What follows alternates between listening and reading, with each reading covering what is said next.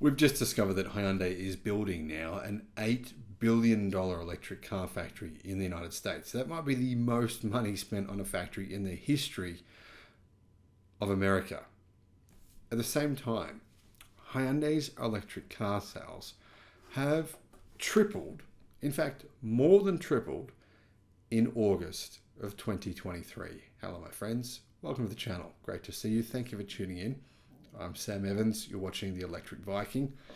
And these sales are really being spearheaded by one model more than anything else, the Hyundai Ioniq, or the Hyundai, as you guys in America call it, Ioniq 5. That has some new changes for the new model. I'll tell you what those changes are. Not a huge amount of changes, but there's a few changes to the car. Now, one of those is, in fact, there's 5 changes. A digital rear view mirror that comes on the limited trim. Wi-Fi hotspot is available as a standard feature, but it does require an enrollment or subscription. It has rear side airbags now as standard. I can't believe it didn't in the past, but anyway. It has a rear outboard seat belt pretensioners and load limiters. Those are standard now. It has steering wheel haptic feedback added to lane keeping assist and blind spot collision avoidance assist. Now, other than that, the Hyundai Ioniq 5 doesn't have any changes. What is the range? Base model standard range rear-wheel drive has 220 miles of range. Seems, in my opinion, like I don't think that should exist. I think 220 miles is just not quite enough. It gives people range anxiety. Anyhow, the long range model has 303 miles of range, and the long range all-wheel drive has 260 miles of range. So what's going on with Hyundai's sales in America, especially EV sales? Well, volume exceeded 5,000 units in a single month. But that said, it still made up a very small percentage of Hyundai's sales. In fact, Hyundai North America reported 65,000 vehicle sales in the US in August, 1% more than a year ago. The year-to-date result amounted to 526,186, which is an increase of 12% year over year. Sales of the eGMP-based all-electric car, the Ioniq 5 and the Ioniq 6, are continuing to increase. And I think a big part of that is the fact that they qualify for the EV incentive of $7,500 if they're leased. So a lot of people are leasing these cars. In August, the company sold 5,235 Ioniq 5s and Ioniq 6s in the US. That's a 245% increase year over year and 8% of total sales volume for the company. That's a pretty good number. And it shows an impressive rise in EV sales across America, not just for Hyundai. Now, what I find really interesting here is the fact that they are really good cars. To be fair, they are. However, what will be really fascinating is to see what people do now. There's a new Model 3, because obviously the Ioniq 6 is a direct competitor to the new Model 3, and it is more expensive. So which one would you choose out of the two? Let me know in the comments.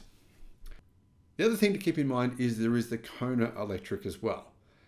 But unfortunately, we don't have actual sales for that because they're put together for some bizarre reason with the internal combustion engine Kona. That said, Hyundai said that the Kona Electric was up 653% year over year in sales. Now, if that's true, that's an incredibly impressive number. However, just the Ioniq family of cars, sales were 5,235, pretty impressive growth of 245%.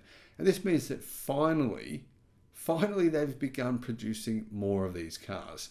We've been waiting a long time for this to happen, and it appears as though finally production numbers have significantly grown. Production, of course, will grow enormously once their new factory is built in the US, but they've only just started production on that factory, so it's got a long way to go there, probably a couple of years.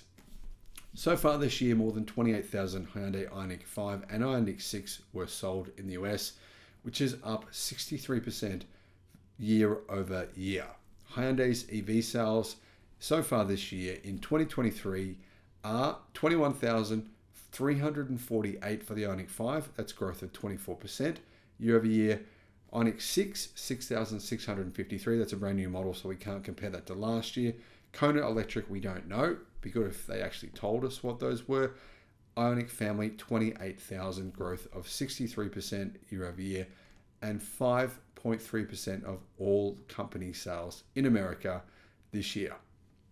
During the 12 months of 2022, Inside EVs says the total sales of the Ioniq 5 amounted to 22,982, meaning around 3.2% of total volume. So as you can see, volume of Ioniq sales have gone from 3% last year to 5.3% this year. But I mean, really, it's very possible that number is significantly higher if we knew what the numbers were for the Kona Electric.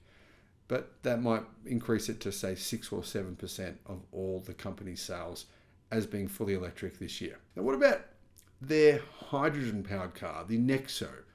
Well, they sold 18 units in total, 18 units across all of North America in the month of July. And there's still a lot of people that really believe that hydrogen-powered passenger cars are the future of the automotive industry. I get emails from people just constantly. There's people that are obsessed with them. They think that it's going to happen. But this year, they've only delivered 157 of them all across North America, well, for the entire year. That's 51% less than a year ago. And well, I think the truth is that the company have pretty much said, yeah, we don't think it's the future either. Fair enough. We're willing to just accept that we've invested billions of dollars on technology we probably won't use for passenger cars in the future. However, the reality is that really the only place in North America you can even charge it is in California. So for those people who have been buying hydrogen-powered cars in America, I'm curious to know how they're actually driving them when there isn't anywhere to actually refuel them outside of California. If anyone knows the answer to that, let me know in the comments. Anyway, thank you for watching. Have a great day. Bye-bye.